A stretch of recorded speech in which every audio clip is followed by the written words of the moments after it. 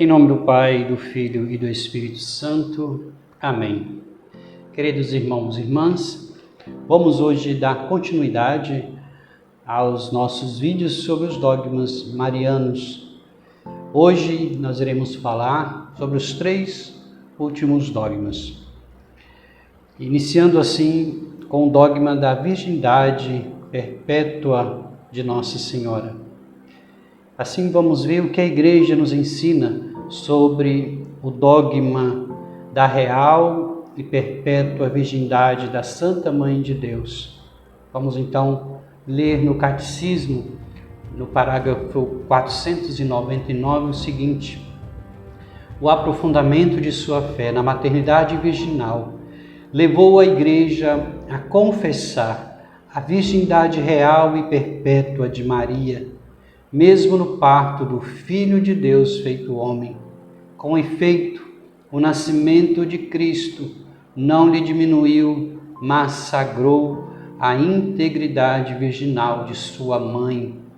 A liturgia da Igreja celebra Maria como a sempre virgem.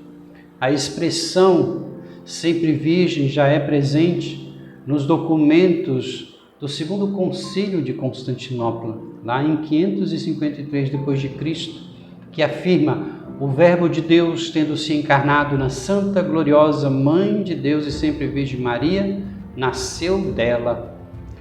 E também no ano de 649, lá no Concílio de Latrão, o Papa Martinho I afirmou assim: se alguém não confessa de acordo com os santos padres, propriamente e segundo a verdade, como Mãe de Deus, a Santa e sempre Virgem Imaculada Maria, por haver concebido nos últimos tempos do Espírito Santo e sem curso viril gerado incorruptivelmente o mesmo Verbo de Deus, especial e verdadeiramente permanecendo indestruída ainda depois do parto, sua virgindade, seja condenado.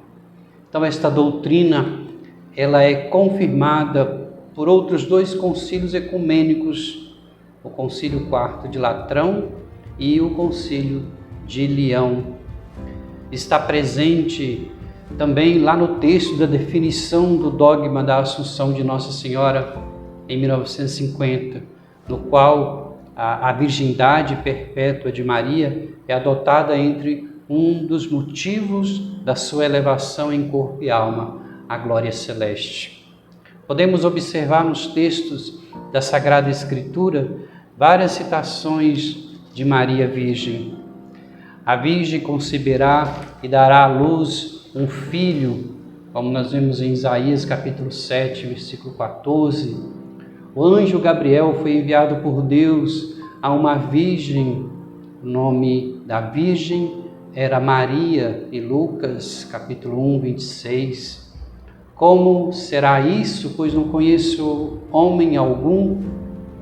Lá em Lucas 1, 34, 36. E ainda, de acordo com o magistério, em todos os símbolos apostólicos se declara a fé quando se diz: creio em Jesus Cristo, que nasceu da Virgem Maria por obra do Espírito Santo. Os concílios declarações pontifícias expressam com unanimidade esta verdade. A Sagrada Tradição também nos afirma essa verdade por meio dos escritos dos santos da Igreja. O que a fé católica crê acerca de Maria funda-se no que ela crê acerca de Jesus Cristo. Mas o que a fé nos ensina sobre Maria, ela ilumina por sua vez a sua fé, a fé da Igreja em Cristo. Ou seja, para nós, tudo sobre Maria, todo o ensinamento sobre Maria, toda a doutrina sobre Maria é para que nós possamos encontrar Jesus Cristo. Assim nós partimos para o próximo dogma, que é o dogma da Imaculada Conceição.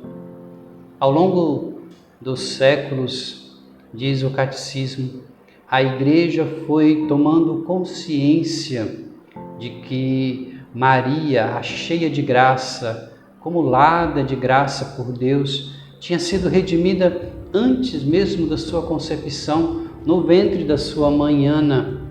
É o que professa a proclamação do dogma do Papa Pio IX, aos 8 de dezembro de 1854, que eu quero ler aqui também para vocês, aqui no Catecismo.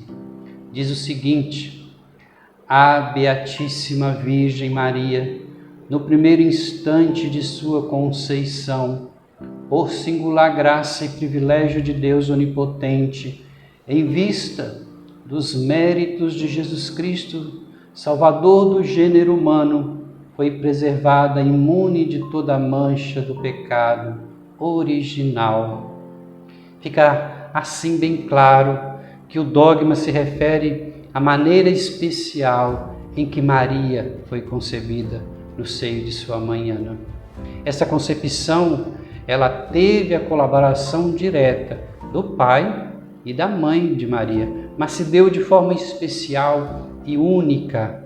Todas as graças, a salvação advinda da paixão, morte e ressurreição de Jesus foram adiantadas em Maria já na sua concepção.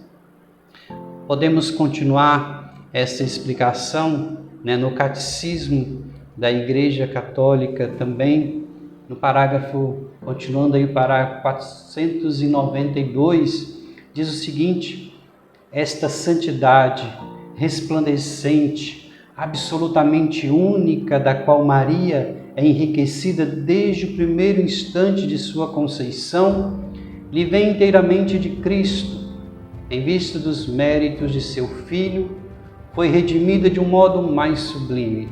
Mais do que qualquer outra pessoa criada, o Pai a abençoou com toda sorte de bênçãos espirituais nos céus em Cristo.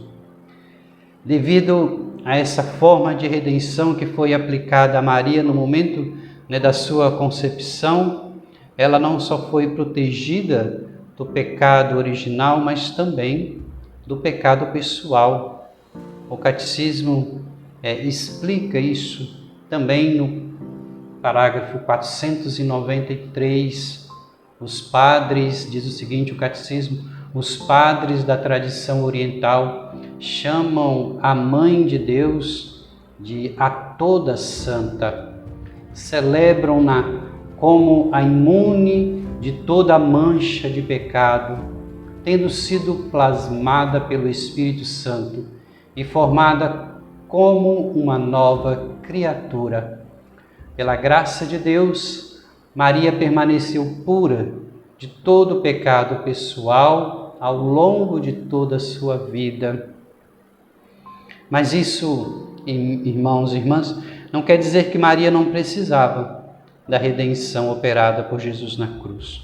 O que a Igreja ensina é que Maria foi concebida imaculadamente como parte de seu ser cheio de graça e assim redimida desde a sua conceição por uma graça e favor singular de Deus Onipotente, já em previsão dos méritos de Jesus Cristo, Salvador do gênero humano.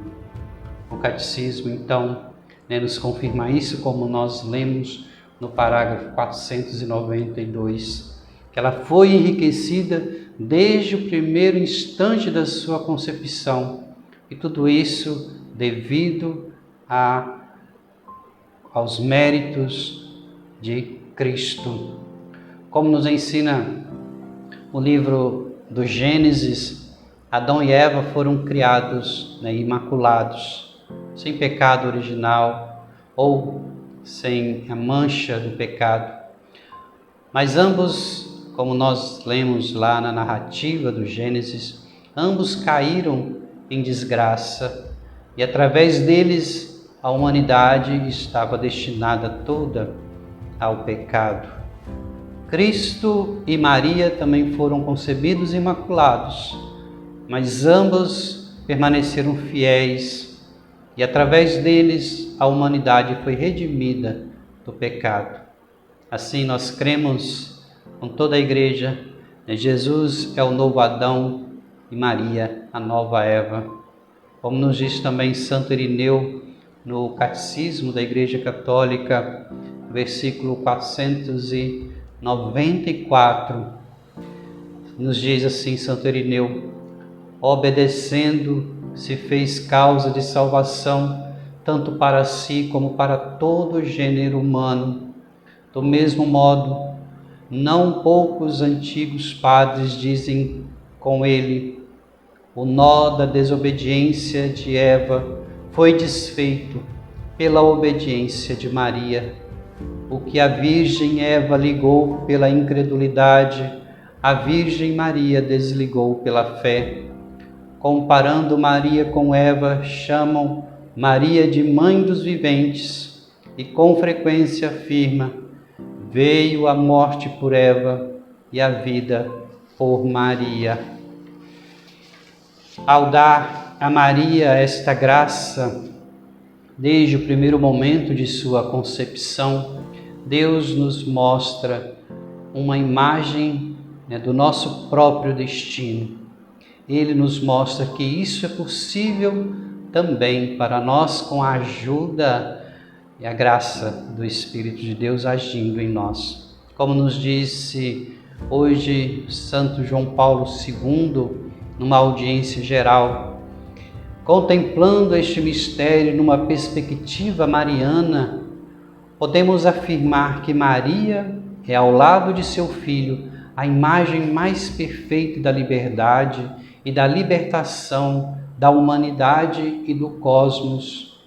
É para ela, pois, que a Igreja, qual ela é mãe e modelo, deve olhar para compreender na sua integralidade o sentido da sua missão. Fixemos então o nosso olhar sobre Maria, continua Papa João Paulo II, São João Paulo II, imagem da Igreja peregrina no deserto da história, mas dirigida para a meta gloriosa da Jerusalém Celeste, onde resplandecerá como esposa do Cordeiro, Cristo Senhor. Esta audiência, o tema era Maria como imagem escatológica da Igreja. Assim, amados irmãos e irmãs, a Igreja celebra então a solenidade da Imaculada Conceição, todos os dias 8 de dezembro, toda a Igreja celebra, a Igreja do Rito Latino celebra a Imaculada Conceição. E agora vamos falar sobre a Assunção de Nossa Senhora, quarto e último dogma da Igreja relativo a Nossa Senhora, a sua assunção ao céu. A Virgem Maria, no fim de sua vida terrena, foi elevada em corpo e alma ao céu. É isso que acredita a Igreja. Este dogma foi proclamado ex cátedra pelo Papa Pio XII no dia 1º de novembro de 1950, por meio da Constituição Apostólica Munificentíssimos Deus. Diz então o Papa Pio XII: por um privilégio inteiramente singular, a bem-aventurada Virgem Maria venceu o pecado com sua concepção imaculada, e por esse motivo não foi sujeita à lei de permanecer na corrupção do sepulcro, nem teve de esperar a redenção do corpo até o fim dos tempos. O Papa fez neste período, em 1946, ele fez uma consulta dirigindo a todos os bispos do mundo inteiro, uma encíclica onde ele perguntava se os bispos estavam de acordo com esta ideia de proclamar a assunção corpórea da Santíssima Virgem. Então, enviou como que pedindo se essa proposta agradava não só a eles, mas como também a todo o clero e a todos os fiéis leigos. E assim nós podemos dizer que aqueles que o Espírito Santo colocou como bispos para regerem a Igreja de Deus, deram uma resposta quase que unânime, uma resposta afirmativa ao Papa, para que assim promulgasse singular concordância dos bispos e fiéis. Então, esta singular concordância dos bispos e fiéis em julgar que a assunção corpórea ao céu da Mãe de Deus podia ser então definida como dogma de fé. E por isso mesmo manifesta de modo certo e imune de erro que tal privilégio é verdade revelada por Deus e contida no depósito divino que Jesus Cristo confiou à sua esposa para o guardar fielmente e infalivelmente o declarar. De fato, esse magistério da Igreja, não por um estudo meramente humano, mas pela assistência do Espírito de verdade e, portanto, absolutamente sem nenhum erro, desempenha a missão que lhe foi confiada de conservar sempre puras e íntegras as verdades reveladas e, pelo mesmo motivo, transmite-as sem contaminação e sem lhes ajuntar nem subtrair nada. Assim ensina o Concílio Vaticano. O Espírito Santo foi prometido aos sucessores de Pedro, não para que, por sua revelação, expressem doutrinas novas, mas para que, com sua assistência, guardassem com cuidado e expusessem fielmente a revelação transmitida pelos apóstolos, ou seja, o depósito da fé. Por essa razão, do consenso universal do magistério da Igreja, deduz-se um argumento certo e seguro para demonstrar a assunção corpórea da bem-aventurada Virgem Maria. Assim, então, com esse consentimento, o Papa Pio XII infalivelmente declara da Cátedra de Pedro, na função de Papa, usando o poder das chaves concedido por nosso Senhor Jesus Cristo a São Pedro e a seus sucessores, para toda a Igreja, uma verdade de fé revelada, definindo que uma tese é certa e que o contrário delas é condenado. O dogma da seguinte forma, assim expressa então o Papa, falando sobre o dogma, promulgando o dogma da Assunção de Nossa Senhora.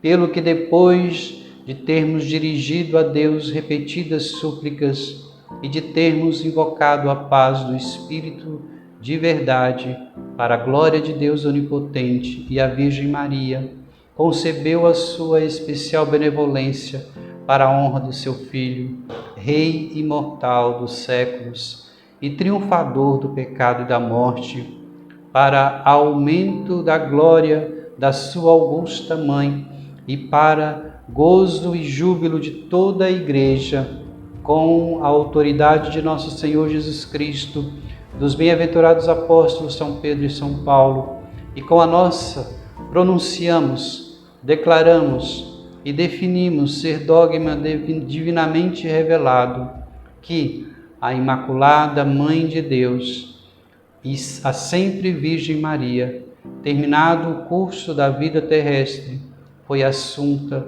em corpo e alma à glória celestial. Pelo que, continua o Papa, pelo que, se alguém, o que Deus não permita, ousar voluntariamente negar ou pôr em dúvida esta nossa definição, saiba que naufraga na fé divina e católica. A ninguém, pois, seja lícito infringir essa nossa declaração, proclamação e definição, ou temerariamente opor-se-lhe e contrariá-la. Se alguém presumir intentá-lo, saiba que incorre na indignação de Deus onipotente e dos bem-aventurados apóstolos Pedro e Paulo. Isso está na Constituição Apostólica Munificentíssimos Deus. Então nós agradecemos a todos e agradecemos a Deus por ter nos dado Maria como nossa mãe e continuemos sempre pedindo a sua intercessão por cada um de nós, que ela continue a interceder por toda a sua igreja e por todos os seus filhos, e que possamos continuar devotamente e sendo fiéis e obedientes, filhos dela, e obedecendo o que ela sempre nos pede, fazer tudo o que Jesus pedir para que nós façamos. Sejamos obedientes à palavra de Deus. E que a bênção de Deus Todo-Poderoso desça sobre você e toda a sua família, pela intercessão de Nossa Senhora, em nome do Pai, do Filho e do Espírito Santo. Amém. Salve Maria.